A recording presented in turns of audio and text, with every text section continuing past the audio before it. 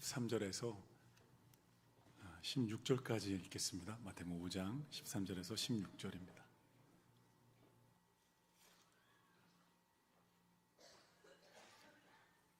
우리 할렐루야 찬양대 찬양은 사람들의 마음을 이렇게 격앙시키는, 감동을 넘어 격앙시키는 은혜의 찬양인 것 같아요.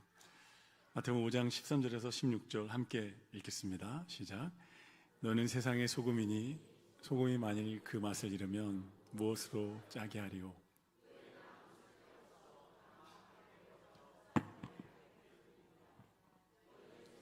빛이라 산 위에 있는 동네가 숨기지 못할 것이요 사람이 등불을 켜서 말 아래 두지 아니하고 등경 위에 두나니 이러므로 집안 모든 사람에게 비치느니라.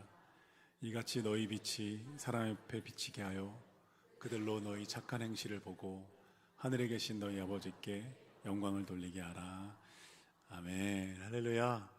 나의 교회를 사랑합니다 시리즈 말씀 나누고 있습니다. 오늘 제목은 세상의 빛과 소금입니다. 한번 따라오실게요. 교회는 세상의 빛과 소금입니다. 이 시리즈 설교를 통해서 교회를 재발견하게 되기를 간절히 소망합니다. 교회의 매력을 재탐구한다 그래야 될까요? 왜냐하면 요즘 시대에 정말 교회에 대한 참 안 좋은 이야기를 많이 듣게 되잖아요. 목회자의 잘못된 모습이나 또 교회의 잘못된 모습을 보면서 참 많이 실망하게 되고 저 같아도 실망하게 될 것 같아요. 영적 지도자로 믿었는데 그리고 진리의 공동체라고 생각했는데 부족한 모습을 보일 때 참 실망이 많이 크고 그 마음이 이해가 됩니다. 여러분, 우리 베델교회가 건강하고 멋진 교회가 돼서 우리가 먼저 교회 사랑하고 또 그런 영혼들을 치유하고 회복하는 통로가 되기를 간절히 소망합니다. 교회가 하나님께 얼마나 소중한 것인지, 하나님이 구속사를 펼치시는데 교회가 얼마나 결정적이고 절대적인 위치를 차지하고 하고 있는지를 날마다 우리가 배워가고 있는 중이에요. 예수님의 십자가의 복음을 우리가 받아들이면 그 십자가의 구원이 내 것이라고 받아들이는 순간에 내 삶에는 어마어마한 하늘의 축복이 쏟아져 내립니다. 세상 어느 곳에서도 찾을 수 없고 경험할 수 없는 영적인 축복이 세 가지 우리에게 선물로 주어지는데요. 첫째는 하나님의 사랑받는 자녀라는 신분이 주어집니다. 요한복음 1장 12절에 보면 영접하는 자가 곧 그 이름을 믿는 자에게는 하나님의 자녀가 되는 권세를 주셨다고 말씀합니다. 두 번째는 내 삶에 목적이 있다는 사실을 깨닫게 됩니다. 시편 139편 17절에 주의 생각이 너무나 보배롭고 그 숫자가 셀 수 없을 만큼 많다고 고백합니다. 세 번째 축복은요, 그 신앙의 모든 여정을 함께하는 공동체를 만난다는 거예요. 그게 교회입니다. 에베소서 1장 23절에 보면 교회는 그의 몸이니 만물 안에서 만물을 충만하게 하시는 이의 충만함이다 이렇게 말씀합니다. 하나님의 충만함이 있는 곳이 교회라는 거예요. 그래서 복음의 축복을 누리는 우리는 날마다 이 세 가지를 고백하고 선언합니다. 한번 따라 보시겠어요? 나는 하나님의 사랑받는 자녀입니다. 또 내 삶에는 목적이 있습니다. 나는 새로운 공동체에 속했습니다. 삼박자 축복이 우리에게 있는 거예요. 우리 송대관 형님은 인생은 네 박자 쿵짝이라고 노래했잖아요. 기쁨과 슬픔과 사랑과 이별이 교차하는 쿵짝 쿵짝 쿵짜짝 쿵짝 네 박자 속에 사랑도 있고 이별도 있고 눈물도 있다고 노래합니다. 그런데 우리 예수님은 삼박자 인생이라고 우리에게 말씀해 주십니다. 나는 하나님의 사랑받는 자녀다. 내 삶에는 목적이 있다. 그리고 나는 하나님의 공동체에 속했다라는 거예요. 교회 안에서 교회를 통해서 우리는 이 축복을 날마다 더 발견하고 더 누리며 걸어갑니다. 그것을 신앙이라고 말씀합니다. 오늘 본문에서 예수님은 이 축복 가운데 두 번째 축복, 내 삶의 목적이 있다는 것을 우리에게 분명히 말씀해 주고 계세요. 그 목적이 뭐냐? 우리 예수님의 표현은 세상의 소금과 빛이 되라는 거예요. 죄로 인해 부패한 세상, 영적으로 어두운 세상 한복판으로 들어가서 소금과 빛이 되는 명예로운 삶을 살아라. 하나님이 부여하신 그 목적을 이루라고 우리를 초대하고 계십니다. 제가 쓰는 말로 다르게 표현하면 하나님의 온 세상 회복 프로젝트에 참여해라. 주님이 이렇게 초청하고 계십니다. 창세기 1장 28절에 보면요, 하나님이 인간을 처음 만드실 때부터 인간에게 세상을 다스릴 권한을, 통치권을 위임하셨어요. 생육하고 번성해라, 땅을 정복하고 마침내 그 땅을 다스려라, 이렇게 말씀하셨어요. 이 다스리라는 말은 돌보고 경영하라는 의미예요. 그런데 죄로 인해 세상이 완전히 깨진 다음에 하나님의 표현이 좀 성경에서 바뀝니다. 어떻게 바뀌냐면 너희가 세상을 치유하고 회복해라, 이렇게 말씀하세요. 다스리고 경영하는 일환인 거죠. 치유하고 회복해서 살려내라는 거예요. 그리고 오늘 본문에서 예수님은 그 비전을 이렇게 표현하십니다. 썩어 있는 곳에 들어가 소금이 되고 어두운 곳에 들어가 빛이 되어라. 할렐루야.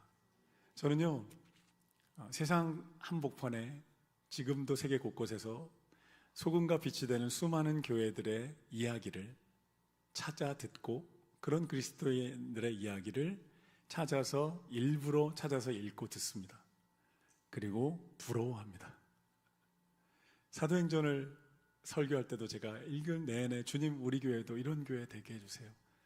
그리고 그런 교회에 대한 소식을 들을 때마다 주님, 우리 베델교회도 이렇게 영광스러운 사명을 감당하게 해주십시오, 이렇게 기도합니다. 여러분, 썩어져가는 세상의 부패를 막고 어두운 곳에 빛을 비추는 것만큼 영광스럽고 명예로운 일이 어디 있을까요? 천안에 위치한 하늘샘 교회는요, 식품과 생필품들을 모아서 소외계층에게 전달하는 천안 기초 푸드뱅크를 열었습니다. 현재 연간 1만 명이 넘는 독거노인과 저소득층에게 음식을 공급하고 있습니다. 1만 명에서 놀라셔야 됩니다. 한 교회가요, 1년 동안 1만 명의 사람들에게 음식을 제공하고 있는 거예요. 서울의 우리 좋은 교회는요, 청년 실업과 주거난을 돕기 위해서 청년 드림하우스를 운영하고 청년들에게 안전한 숙소를 제공하고 바리스타와 전문교육이나 또 아르바이트 자리를 제공합니다. 미국의 리퀴드 처치라는 교회에 대한 책을 제가 예전에 읽었는데요, 액체 교회입니다. 이름 되게 재밌지 않나요? 리퀴드 처치, 액체 교회인데요, 그게 의미가 있습니다. 그 교회가요, 세상에 어둡고 썩어진 모든 곳에 물처럼 흘러가서 다 그것을 적시겠다는 비전을 담은 거예요.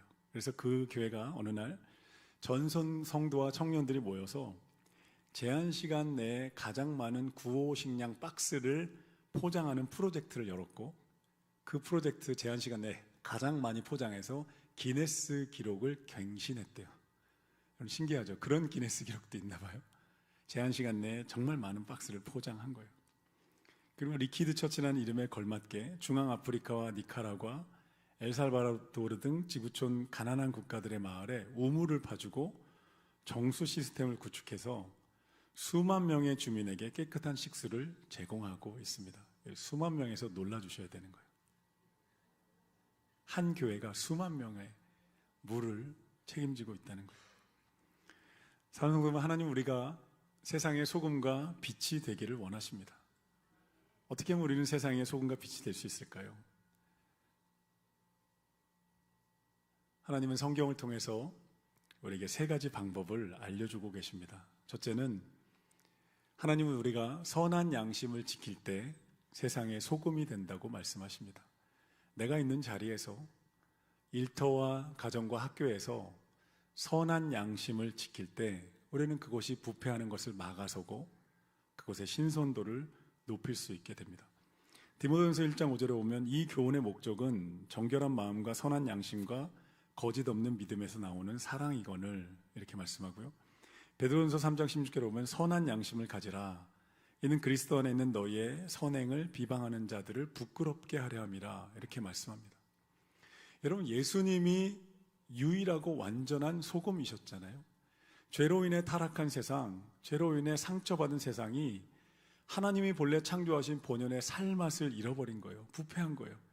근데 예수님이 십자가에서 자신을 소금처럼 녹여서 자신의 피를 흘려서 제물이 되심으로 인류를 죄와 사망에서 여러분 건져내셨어요. 할렐루야. 그래서 우리가 예수님을 구주로 영접하면 우리 삶의 죄의 부패와 상처들이 멈추기 시작합니다. 살아나기 시작합니다. 살맛이 나기 시작합니다. 아멘. 한번 따라해 보시겠어요? 예수 믿으면 살맛이 납니다. 여러분, 예수 믿으면 반드시 좋은 일이 생깁니다. 왜요? 좋으신 분을 만나니까요. 옆 사람 보면서 인사하겠습니다. 좋은 일이 있을 겁니다. 좋은 일이 있는 거예요. 소금의 본질적인 특성은 짠맛이잖아요. 여러분, 이 짠맛을 통해 부패를 방지합니다. 예수님 당시에, 지금도 마찬가지지만 그 팔레스타인 지역은 기온이 굉장히 높았어요. 냉장고도 없었겠죠. 그래서 식품을 한 달 이상 신선하게 보관할 방법이 없는데 유일하게 소금으로 보관하면 그 더위에도 식품이 신선하게 유지되더라는 거예요. 그래서 AD 1세기에 이런 말도 있었대요. 하늘에 있는 태양이 가장 귀중하고 그 다음 귀중한 게 소금이다. 그리고 로마 군병들에게 때로 급료로 소금을 준 적도 있다 그래요. 세상이 부패하지 않도록 우리가 막아서는 그리스도인의 짠맛은 여러분 선한 양심입니다. 사랑하는 성도 여러분, 이번 주간 가정과 학교와 일터에 만나는 곳에서 짠맛 나는 그리스도인 되시기를 예수님의 이름으로 축복합니다. 짠돌이 되지 마시고요.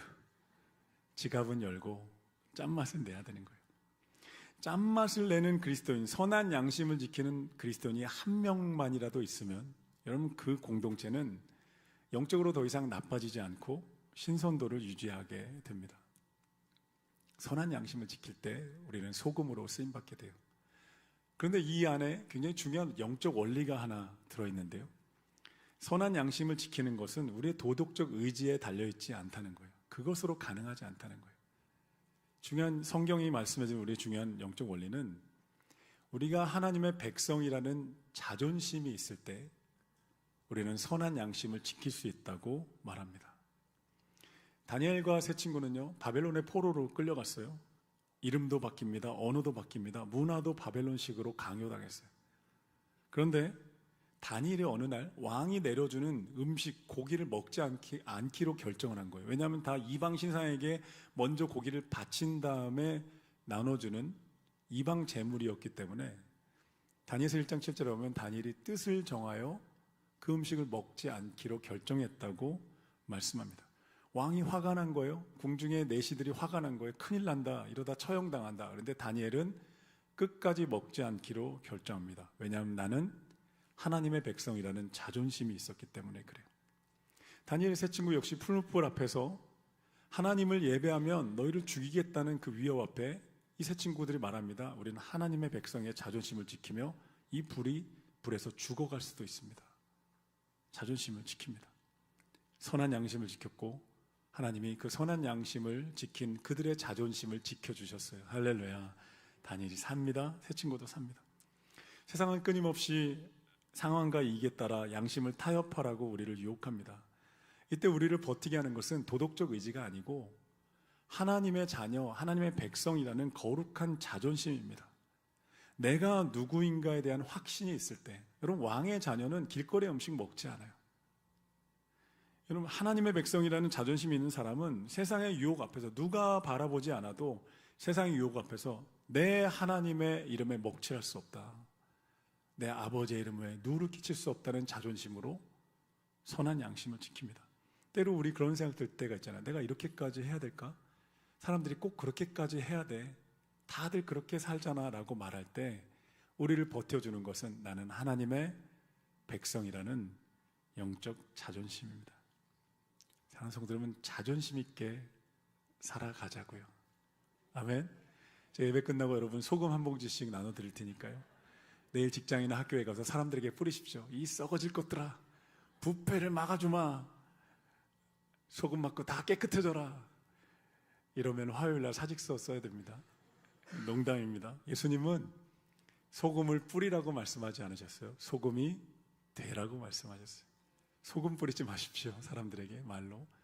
그러나 우리의 선한 양심으로 우리는 그곳을 지키는 소금이 되어야 할 줄로 믿습니다.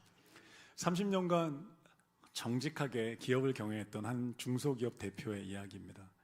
대기업의 부당한 리베이트 요구와 또 거래처의 부도덕한 요구들을 이 대표는 끝까지 거절하면서 버텼어요. 사람들이 주변에서 말한 거예요. 한 번만 눈 감으면 돼. 한 번만 눈 감으면 당신도 좋고 기업도 살고 직원들도 살 거야. 그런데 이 대표가 이렇게 말한 거예요. 내가 망할지언정 나는 하나님의 이름에 먹칠할 수 없다. 그리고 그는 기도하며 하나님께 매달리며 자존심을 가지고 버틴 거예요. 일시적으로 재정에 어려움이 왔습니다. 근데 시간이 지나면서 거래처 사람들이 알아보기 시작한 거예요. 저 사장 믿을 수 있다. 저 사장은 진짜 진실하다. 그러면서 마음이 감동이 돼서 하나님이 일하신 거죠. 그리고 선 주문이 들어오고 선 결제를 해주면서 위기를 돌파했다는 이야기를 들었습니다. 여러분, 선한 양심을, 영적인 자존심을 가지고 내가 있는 자리에서 선한 양심을 지키며 소금이 되는 우리 모두가 되기를 예수님의 이름으로 축복합니다. 세상에 빛이 되는 두 번째 방법, 하나님은 담대한 복음 전파를 통해 세상에 빛이 되라고 말씀하십니다. 담대한 복음 전파요. 사도행전 13장 47절에 보면요, 주께서 이같이 우리에게 명하시되 내가 너를 이방의 빛으로 삼아 너로 땅끝까지 구원하게 하리라. 그런 사도 바울이 사도행전 28장 마지막 절에서 이렇게 말합니다. 하나님의 나라를 전파하며 주 예수 그리스도에 관한 모든 것을 담대하게 거침없이 가르치더라. 우리가 담대하게 복음을 전하기 시작할 때 그곳에 빛이 임하는 거예요. 빛이 없던 곳이에요. 영적으로 어두운 곳에 우리가 입을 열어서 예수 그리스도가 구원자입니다. 예수 그리스도가 빛이십니다. 하나님의 영원한 생명을 주십니다. 라고 말하기 시작할 때 그곳에 여러분 빛이 임합니다. 성경에서 어두움은 죄나 무지나 영적 죽음을 말하고요. 한마디로 말하면 하나님과의 단절을 상징합니다. 하나님과 끊어지는 순간에 인간은 어두워진 거예요. 지혜나 도덕이나 행위로는 이 어둠을 걷어낼 수 없는 거예요. 그럴 때 예수님이 우리 가운데 빛으로 찾아오신 거예요. 빛으로 오셨기 때문에 우리의 영적인 눈이 밝아졌고 어둠이 사라진 겁니다. 그럼 예수님이 이 세상에 빛으로 오셨다는 것은 하나님을 우리에게 보여주셨다는 뜻입니다. 우리는 그전에 하나님께 깜깜이었어요. 하나님께 깜깜이니까 나에 대해 깜깜인 거예요. 내가 왜 존재하지? 무엇 때문에 여기 있고 어디를 향해 가고 있지? 무엇을 위해 살아가는지 완전 깜깜인 거예요. 그러니까 그냥 어둠 속에 더듬으며 살아갑니다. 살아야 되니까 삽니다. 그리고 바쁘게 삽니다. 길은 모르는 거죠. 진리도 모른 채로 그냥 깜깜이 속에 살아가는 거예요. 근데 예수님이 오시는 순간에 하나님을 확 보여주신 거예요. 어두움 가운데 빛을 확 비춰주신 거예요. 여러분, 어둠을 물리치기 위해서 빗자루를 들고 청소를 하거나 칼을 들고 싸우는 사람은 없잖아요. 어둠을 이기는 방법, 깜깜한 방에 들어가면 스위치를 켜면 빛이 오면 어둠은 물러갑니다. 초를 하나 켜는 순간에 어둠은 순식간에 물러갑니다. 요한복음 8장 12절에 보면 예수님이 또 말씀하여 이르시되 나는 세상의 빛이니 나를 따르는 자는 어둠에 다니지 아니하고 생명의 빛을 얻으리라. 할렐루야. 예수님을 만나는 순간에 어둠이 사라진다는 건 하나님의 빛이 비추면서 내 인생 내가 보이고 인생이 보이고 하나님이 보이기 시작하는 거예요. 빛이 얼마나 놀라운지 아세요, 여러분? 축구 동호회들 요즘 경기장마다 야간 조명이 있다는 거 아십니까? 상암 월드컵 경기장만이 아니고 동네마다 있는 축구 경기장의 사방에 엄청나게 높은 높이에 조명등이 있어요. 진짜 놀라운 게요. 가가지고 깜깜할 때 가가지고 이제 몸 풀다가 우리가 예약한 시간이 딱 되면 불이 확 들어오는데 정말 대낮같이 밝아집니다. 깜깜했었는데요. 4개 불이 쫙 켜진 순간에 정말 밤이 아니고 그냥 한낮인 것 같이 느껴져요. 야, 이게 야간 축구를 해보셨어야 이 느낌을 알아요. 야간 축구 안 해보신 분들이 인생을 말할 수 없는 거예요. 빛이 그렇게 강력하다니까요. 여러분. 그 빛이 우리에게 찾아왔기 때문에 우리는 내가 누구인지를 알고 인생이 무엇인지, 하나님의 부르심과 영광스러운 인생이 무엇인지를 여러분 알게 된 거예요. 우리는 더 이상 깜깜이 인생이 아닌 줄로 믿습니다. 그래서 하나님은 우리에게 담대하게 그 빛인 복음을 전파할 때 그곳에 빛이 임한다고 우리에게 말씀하세요.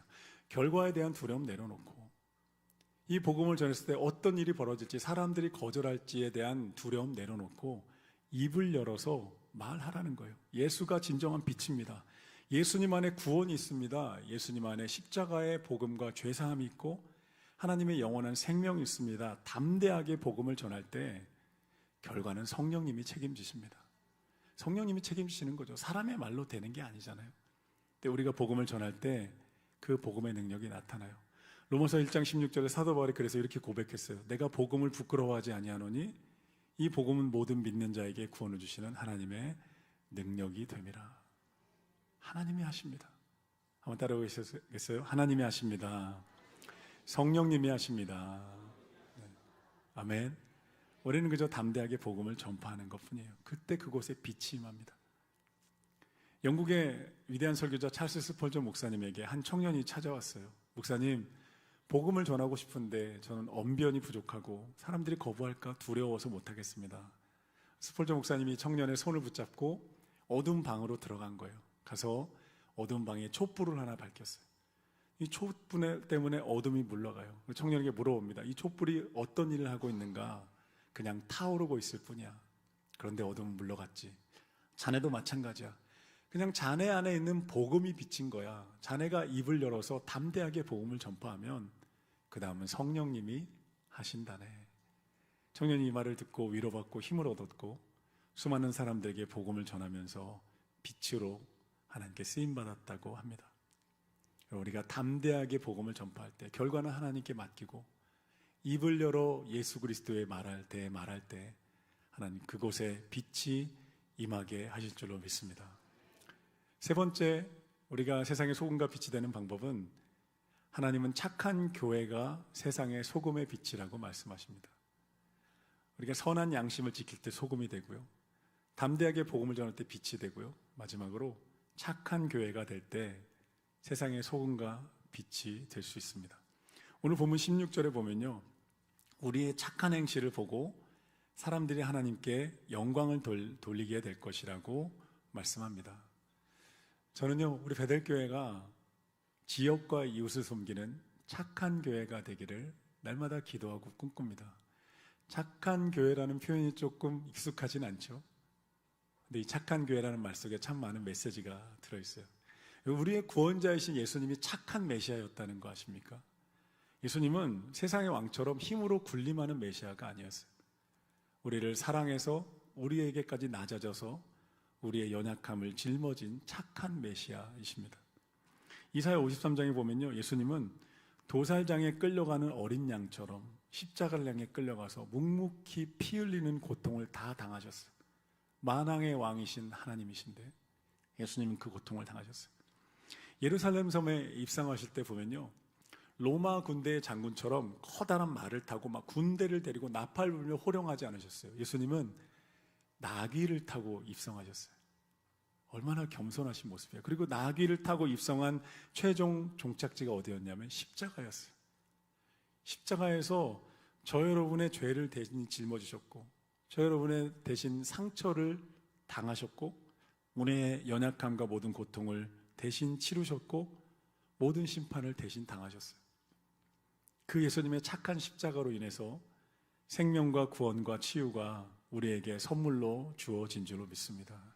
예수님, 우리 교회가, 우리 베델교회가 착한 교회가 되기를 원하세요. 지역사회와 이웃들에게 다가가 그들의 절망을 소망으로 바꿔주고 그들의 외로움을 기쁨으로, 그리고 그들에게 하나님 나라의 복음의 빛을 비추어주는 착한 교회가 되라고 우리에게 말씀하십니다. 최근에 제가 한옥 목사님이 목회하시는 새로운 교회의 이야기를 들었습니다. 양재동에서 5천 명이 모이는 대형 교회예요. 보통 이 대형 교회들 5천 명 정도 됐는데 어떤 강당 같은 데서 모이다가 인원이 늘어나서 이제 교회당을 옮겨야 되는 상황이 온 거예요. 근데 보통 5천 명 정도 되는 대형 교회면 이제 땅을 사고 큰 교회 건물을 건축을 합니다. 보통 그렇죠. 그런데 이 새로운 교회와 한옥 목사님이 서로 머리를 맞대고 우리가 어떻게 하면 착한 교회가 될 수 있을까를 치열하게 고민한 거예요. 그리고 어떤 결정을 내렸냐면 송파구 문종동에 있는 가든5라는 거대한 상가에 CGV 영화관이 철수한 그곳에 들어갔습니다. 입주를 했어요. 굉장히 큰 상가인데 상권이 굉장히 죽어있는 상태래요. 그곳에 들어가서 세상 한복판에서 소금과 빛이 되겠다는 착한 교회의 비전을 실현하기 시작합니다. 이 교회가 어떻게 결정했냐면 이 CGV 공간을 예배당으로 만들지만 우리는 식당이나 카페 짓지 않는다. 이 상가 안에 있는 상점들을 사용한다. 얼마나 좋았을까요? 5천 명이 주일날 오고 주중에도 계속 수많은 성도들이 들어오면서 거기에 있는 식당과 카페를 사용한 거예요. 그리고 CGV 예배실 만든 한 켠을 문화센터처럼 만들어서 지역 주민들에게 무료로 개방했어요. 보통의 경우 교회가 들어온다 그러면 상인들과 지역 주민들이 싫어합니다. 소음, 우리 얼마나 소리 지르며 찬양하고 기도해요. 그리고 주차 문제, 사람들 많으니까. 그런데 이 새로운 교회의 비전을 듣고 상인들이 두 손 들어 환영한 거예요. 지역 주민들이 기뻐했어요. 상권이 살아나기 시작했습니다. 그리고 이 한옥 목사님과 새로운 교회 성도들이 더 고민했어요. 어떻게 하면 우리가 지역을 섬기는 착한 교회가 될 수 있을까 고민하다가 이 가든파이브의 청소부분들과 경비원분들을 사랑으로 섬기기 시작했어요. 다른 임차인과 상인들에게 피해를 주지 않기 위해서 주차 문제 철저하게 지켰고 소음 문제를 최대한 조심하고 배려하기 시작했어요. 그리고 우리가 이 지역을 품자 문정동 지역의 소외된 이웃들에게, 가난한 이들에게 찾아가기 위해서 교회 재정을 한없이 쏟아부었어요. 상인과 주민들의 칭찬이 이어진 거예요. 와, 저 교회가 이곳에 들어와서 우리가 행복해졌다. 나는 교회를 안 다니지만 교회를 간다면 난 저 교회 갈 것이다. 뭐 갈 것이다. 그냥 가면 되지. 굳이 꼭 기다려요. 사도행전 2장에 보면요, 엄청난 성령의 역사로 통해 초대교회가 탄생하고 부흥하는데요, 탄생한 초대교회의 특징이 여러 개가 나옵니다. 사도의 가르침, 표적, 성전에 모이고 집에서 모이고 하나님을 찬미하고, 근데 마지막에 한 가지가 더해져요. 온 백성에게 칭송을 받더라. 어떻게 해요? 교회 안에만 모였으면 어떻게 칭송받아요? 우리끼리 은혜 받고 있는데요. 이 말의 뜻은 초대교회가 이웃들에게 찾아갔다는 거예요. 고아와 과부와 가난한 이들에게 자신들이 헌금에 모은 것들을 아낌없이 나눠주고 병자들을 돌보기 시작했다는 거예요. 착한 행실로, 오늘 16절 본문 말씀처럼 그들의 착한 행실로 하나님께 영광을 돌렸다는 것입니다. 여러분, 우리가 선한 양심을 지킬 때 소금이 됩니다. 담대하게 복음을 전할 때 빛이 됩니다. 착한 교회는 그 지역에 하나님의 영광을 드러내는 통로가 됩니다. 여러분, 착한 교회는요, 세상의 물질이나 명예가 주는 일시적인 자존심이 아니라 우리가 하나님의 백성이라는 진짜 뿌듯한 영적 자존심과 기쁨을 누리게 돼요. 할렐루야. 나를 통해, 우리를 통해 일하신 하나님, 나를 통해 열매 맺으신 하나님을 우리가 목격하게 됩니다. 여러분, 그 기쁨만큼 큰 게 있을까요? 그렇게 살아가는 교회와 인생을요, 베드로전서 2장 9절은 왕같은 제사장이라고 부릅니다. 다니엘서 12장 3절은요, 그들이 별과 같이 영원토록 빛날 것이라고 약속합니다. 소금과 빛으로 살아가는 그리스도인, 소금과 빛으로 살아가는 교회는요, 결코 초라하게 끝나지 않습니다. 시간이 갈수록 돋는 햇살처럼 창대해집니다. 하나님이 일하시니까요. 나로 인해 누군가 살아나는 장면을 목격하는 기쁨, 그 기쁨이 우리 인생과 교회 안에 흐르게 됩니다. 사랑하는 성도 여러분, 세상의 소금과 빛이 되어서 온 세상 회복 프로젝트, 하나님의 온 세상 회복 프로젝트에 쓰임받는 영광스러운 신앙 되시기를 예수님의 이름으로 축복합니다.